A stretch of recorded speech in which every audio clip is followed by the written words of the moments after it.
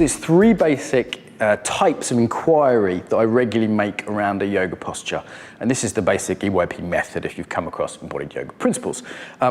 You can take this and use this in your own way though. If you're a yoga teacher, you'll probably be familiar with some of them, which brings me to the first one, familiarity. So if you're in any yoga posture, warrior two or forwards bend or whatever you're in, you can ask, is this familiar? Or some variation thereof, do you feel at home?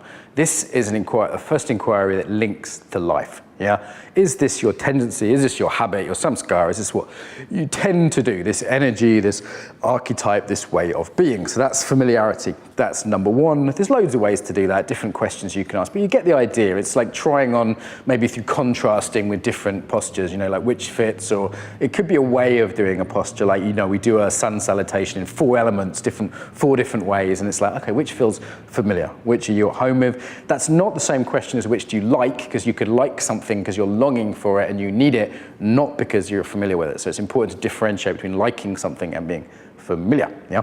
Second one that we use for many of the postures, but not always, is deviation. So one of my teachers, Jim Tarrant, calls this exposure.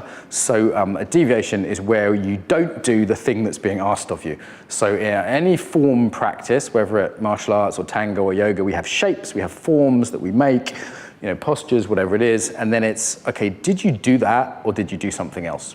So you'll see this in a lot of the EYP videos. You know, let's take warrior, somebody does this, you got it? Somebody does this, somebody else does this.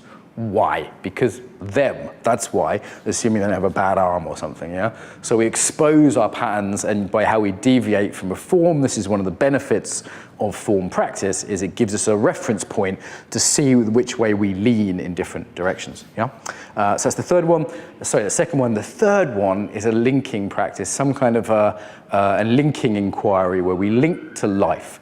You can do this very easily. You're doing a posture and you say to people, where does this show up in your life? Or you might say, where do you need this in your life? Or where do you need to be more warrior-like? Or where do you need to be more open if you're doing a very open posture?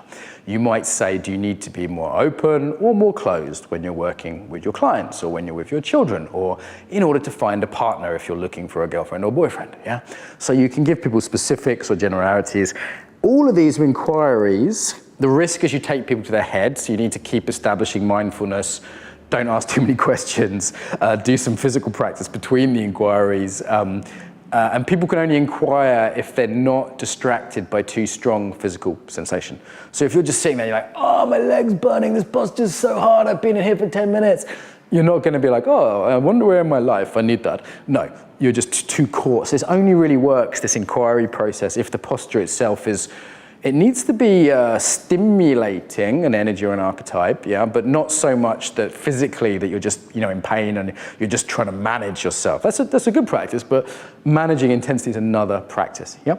So the little bit of reflection after the posture can be helpful as a way if it has been intense during it as well. Again, the risk is people go to their heads, but layering some of these inquiries, you can use the full EYP method, you know, subscribe to our newsletter and you'll get information on that, teach trainings, etc. But you don't have to, you can just layer some of these questions in. And I've heard most good yoga teachers do some aspects of these three, usually one or two of them, occasionally all three in a yoga class. So yeah, it's there in yoga.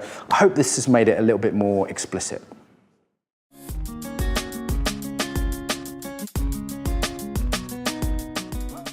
So I hope you enjoyed that video. If you did, you can subscribe to the channel, hit the bell. More importantly, however, get the newsletter. So the newsletter you do, is that right? In the box here? Okay. So why you would want the newsletter, so you hear about the best videos, so you actually ask me questions, you can reply to the newsletter, I'll reply. You can hear about events, teacher trainings, other things that are happening, and stay in touch more reliably. So newsletter there.